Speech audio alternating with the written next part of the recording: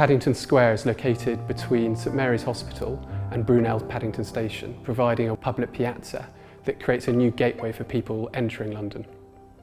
When we started this project, Paddington Station didn't really have a dedicated entrance. It was a very narrow, quite grim entrance to the very ground station of Brunel. When you're really attached to some of the places and they change so quickly, it can be quite difficult, but you have to go with it. Cities evolve and you have to embrace it. Artists, they look at things differently. So we gave them an empty palette and they could work with it. So I think it gives an opportunity of the artists to get their inspiration. For people living in close proximity to each other in big cities, our public spaces have become a refuge to get out of the house.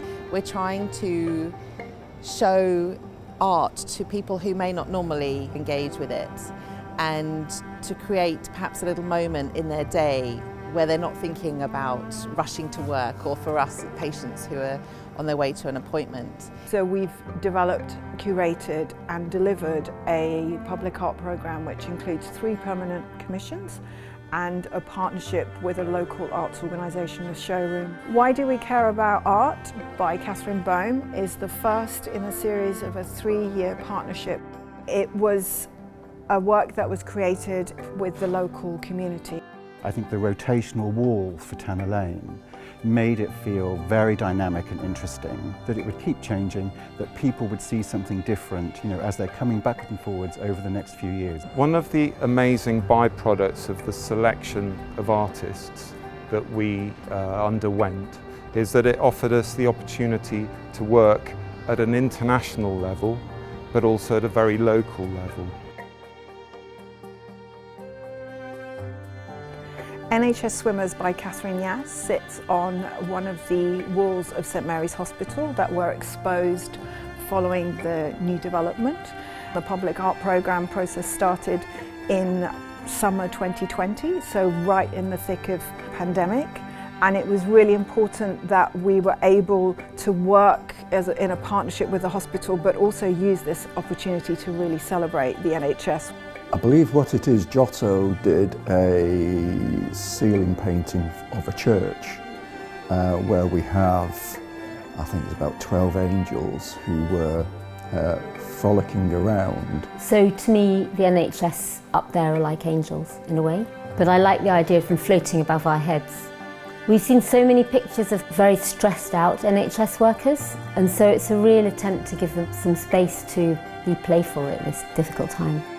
It's more of doing something different because life can be so mundane. If it doesn't scare me, then it's not going to be stimulating enough. I'm not a very good swimmer, and I thought that it would encourage me to go beyond my boundaries. I think will really help the public to understand the connection between St Mary's and Paddington Square, because it's physically bringing them together. Yellow Orange Hermit by Ugo Rondinone is a 5-metre tall bronze artwork commissioned in that particular space to act very much as a signifier and totemic symbol. My hope is that the hermit will stop people in their tracks, prompting the viewer revel in the pure sensory experience of colour, form and mass. It is a quarry in Switzerland near the Rhine. Ugo is going to select the stones. He's going to look at them and he's saying, well, this is going to be a body, this is going to be a head. And once this process is done, they're going to be scanned and then the casting can begin.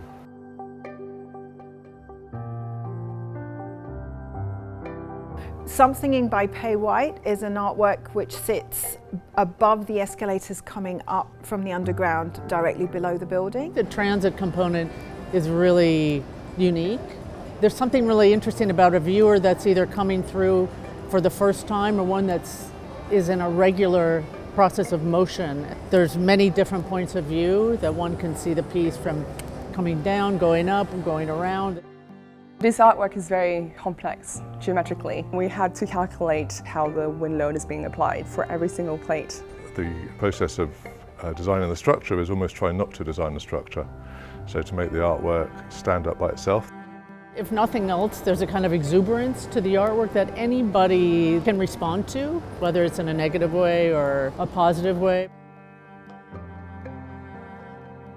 Public art brings places and spaces to life. It also engages humans. It brings another flavour, another moment, another inspiration, a splash of colour, a thought, a process, a meditative moment.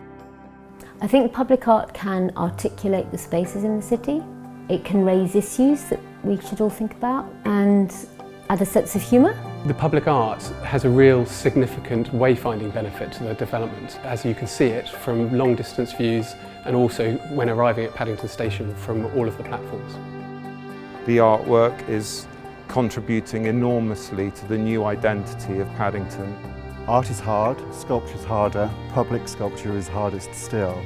But I think the huge success of the works that we have here is just the sheer colour and vibrancy that they bring to London in this new square.